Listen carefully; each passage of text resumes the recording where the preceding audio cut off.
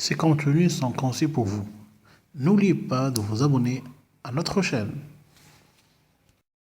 Alors, suite au sujet abordé, pour les principes des relations internationales, on peut parler de trois principes principaux, à savoir, le premier principe, c'est celui de l'expression de la souveraineté. Le deuxième, c'est le principe de sauvegarde de la souveraineté. Et en troisième lieu, c'est le principe du limitant la souveraineté des États. Le principe limitant la souveraineté des États. Alors pour le premier, principe d'expression de la souveraineté. Les principes qui expriment la souveraineté de l'État sont ceux ayant trait à son indépendance politique et économique et à son égalité avec les autres États.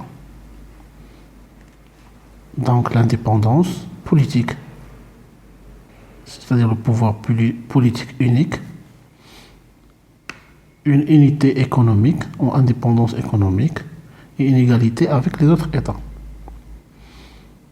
Principe d'indépendance de l'État.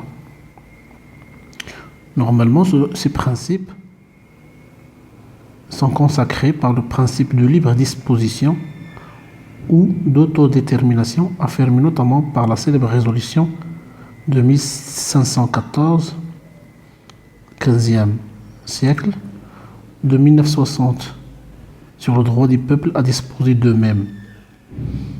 L'indépendance économique est consacrée par le principe de souveraineté sur les ressources naturelles. Alors, pour les sous-parties de ces principes d'indépendance d'État, il y a le principe de libre disposition ou d'autodétermination. Ce principe est revêtu de diverses significations, selon les conceptions de ses promoteurs respectifs et successifs. Il a été proclamé dès la Révolution française de 1789 comme moyen de répartir équitablement les pouvoirs au sein ou à la tête d'un État. Lénine le lança avec force entre 1915 et 1916 comme moyen de lutte anticolonialiste et de réalisation du socialisme. Il a aussi figuré parmi les célèbres 14 points du président américain Wilson. Donc on va voir les 14 points de Wilson, le pionnier de l'approche idéaliste. Les gouvernements librement élus et les aspirations des peuples coloniaux à l'indépendance, à l'inverse du pacte de la SDN, la Société des Nations, la Charte de l'ONU le mentionne clairement, expressément et à maintes reprises. Alors, on peut trouver pour ce point de principe de libre disposition ou d'autodétermination des cas des peuples. Il y a un cas de peuple constitué en État. Ce principe signifie l'entière liberté pour ce peuple de choisir son système politique, économique et constitutionnel. Il y en a des cas nombreux dans le monde, en Irak, la Turquie, le Kurdistan. Il y a les minorités qu'on peut trouver dans quelques pays. Alors, ça, le premier cas d'un peuple constitué en État. Alors, ce peuple a le droit pour s'organiser en État de jouir pleinement de son indépendance. Le deuxième cas, c'est le cas d'un peuple colonisé. Le principe de libre disposition signifie le droit pour le peuple en question de recourir à tous les moyens, y compris la lutte armée, pour accéder à l'indépendance et par là même déterminer son propre avenir en se constituant en État distinct. Alors là, on peut citer l'exemple de l'autorité palestinienne. C'est un cas unique dans le monde qui essaie, pour l'instant, d'avoir la reconnaissance du monde entier. Alors, passons ce principe 1 de principe de libre disposition et autodétermination, on passe à la principe numéro 2. La souveraineté sur les ressources naturelles, qui signifie que les ressources naturelles et les richesses nationales constituent un corollaire du droit de libre disposition, puisque sans la souveraineté économique, l'indépendance politique reste inachevée.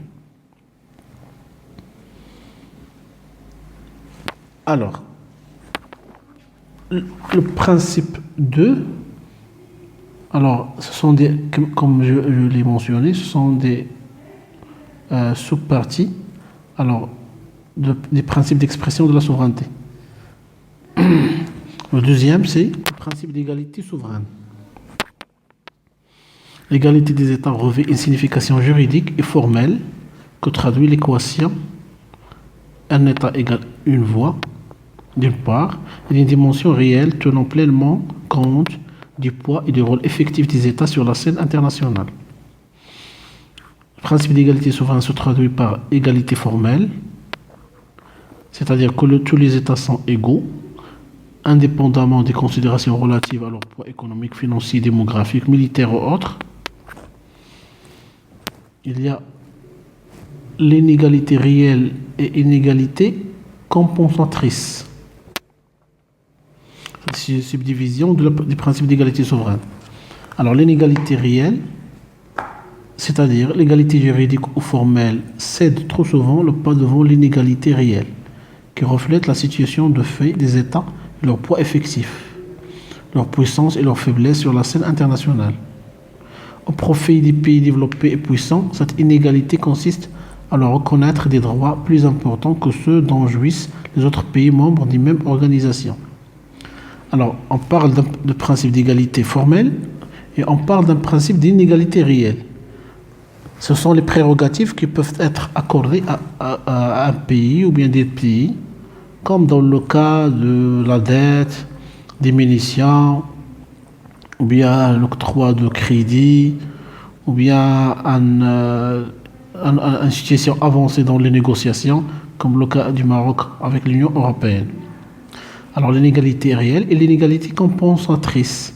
À l'inverse de la première, celle-ci a pour objectif avoué de remédier en partie aux faiblesses des pays en développement, soit en les exonérant d'obligations déterminées, soit en leur octroyant des avantages dont ne peuvent bénéficier les autres États membres des mêmes organisations internationales. Donc, vous pouvez faire la différence. L'inégalité compensatrice, ce sont les avantages, ce sont les prérogatives octroyées. Pour l'inégalité réelle, à ce titre, cette inégalité consiste à leur reconnaître des droits plus importants que ceux dont jouissent les autres pays membres d'une même organisation. Le deuxième principe, ou bien la deuxième catégorie des principes, c'est le principe de sauvegarde de la souveraineté. Alors, il consiste d'abord à protéger l'indépendance et la souveraineté des États. Il s'agit du principe de non-ingérence et celui de l'intégrité territoriale. La non-ingérence, c'est clair, c'est que les États s'abstiennent d'intervenir dans les affaires internes d'un pays.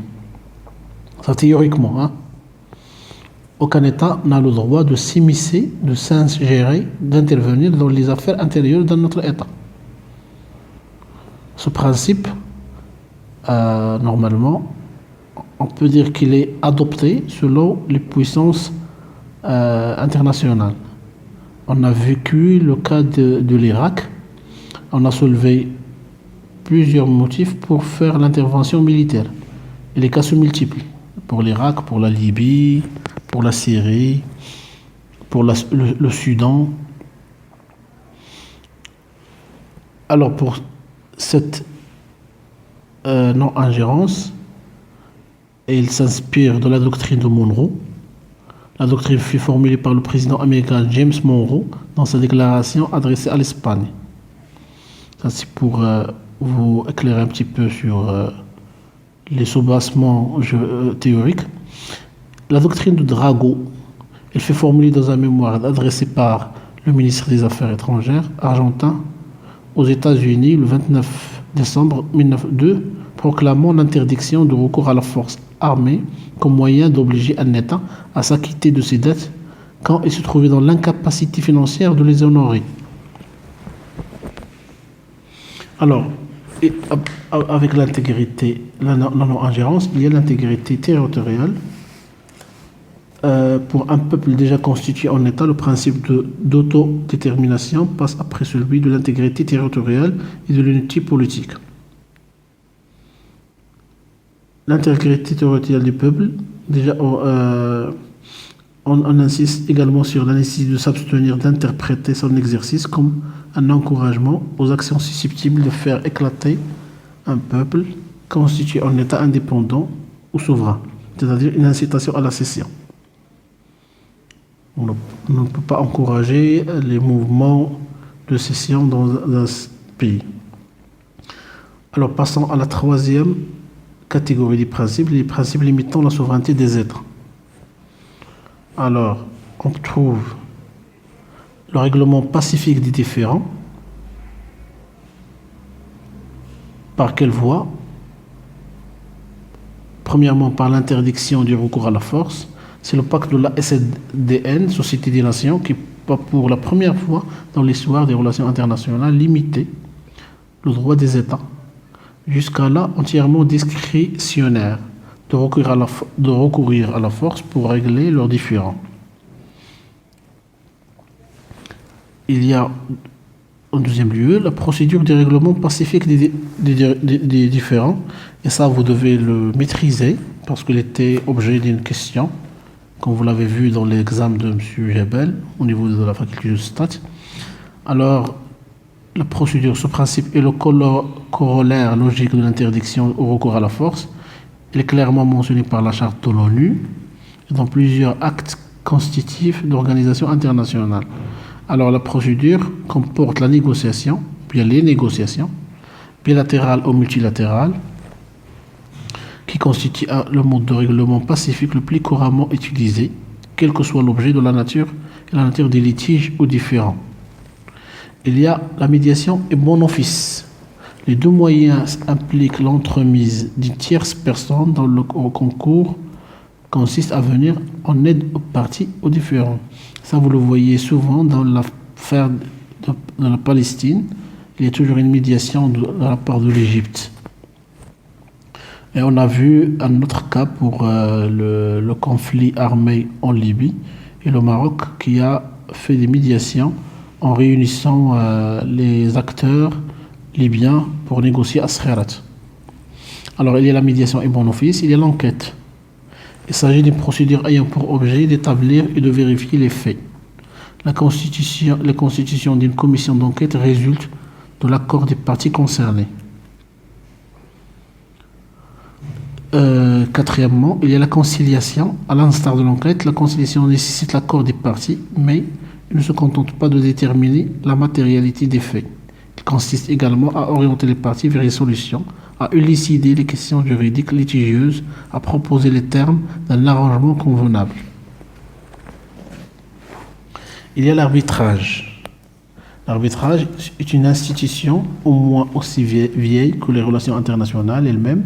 Le recours à ce procédé découle du consentement des parties exprimé dans un traité d'arbitrage. L'arbitrage est assuré par un tribunal arbitral, organe indépendant des parties même, si ce sont elles qui en fixent la composition. Son objet consiste à régler les litiges sur la base du droit international. Vous pouvez faire des confusions entre arbitrage et médiation. Alors, la médiation, le tiers joue un rôle très actif. Il peut participer aux réunions des parties concernées et leur faire des propositions. Dans la pratique, on passe aisément de bon office à la médiation et d'ailleurs, l'article 33 de la Charte semble bien les assimiler en ne mentionnant pas les premiers. L'arbitrage, c'est une voie formelle, comme vous voyez, un tribunal arbitral. Ce sont les pays concernés par le différend qui peuvent proposer la composition. Et commence à essayer de trouver une solution. La sentence arbitrale est obligatoire et définitive. Il doit être adopté à la majorité des arbitres et motivé, c'est-à-dire expliquer les faits, motifs et arguments juridiques justifiant la décision prise. Il y a le règlement judiciaire. Le règlement judiciaire, c'est-à-dire on fait recours à la Cour permanente de justice qui était avant, et maintenant c'est la Cour internationale de justice, siège à La Haye. Alors ça c'est pour le règlement pacifique des différends. Le respect, pour le point 2, le respect des engagements pris des droits de l'homme et de l'environnement. Alors, il comporte le respect des engagements pris. Les États sont tenus de se conformer de bonne foi aux engagements d'origine coutumière et ou ceux découlant des conventions qu'ils ont librement contractées et acceptées. Il y a point 2, respect des droits de l'homme. Alors, pour ces respects, il y a des instruments généraux, c'est-à-dire les textes juridiques internationaux généraux, ayant pour objectif la protection, le respect et la promotion des droits de l'homme dans leur globalité. Ça s'applique soit au plan universel, la charte de l'ONU, ou bien le plan régional, par exemple les conventions européennes de sauvegarde des droits de l'homme, ou bien les conventions spéciales, qui ont été adoptées pour protéger les droits spécifiques et certaines catégories de personnes. Par exemple, Convention contre la torture et autres peines ou traitements cruels, inhumains ou dégradants, adoptée le 10 décembre 1984. Alors, après le respect des droits de l'homme, il y a la sauvegarde de l'environnement. Vous voyez que l'environnement, de plus en plus, occupe une place très importante par une conscience ascendante au vu du problème du climat et leur impact négatif sur la vie de l'être humain sur la Terre. Alors maintenant, l'environnement fait partie des problèmes majeurs de cette fin du siècle. La prise de conscience de l'état avancé de sa dégradation fut tardive. Ces contenus sont conçus pour vous. N'oubliez pas de vous abonner à notre chaîne.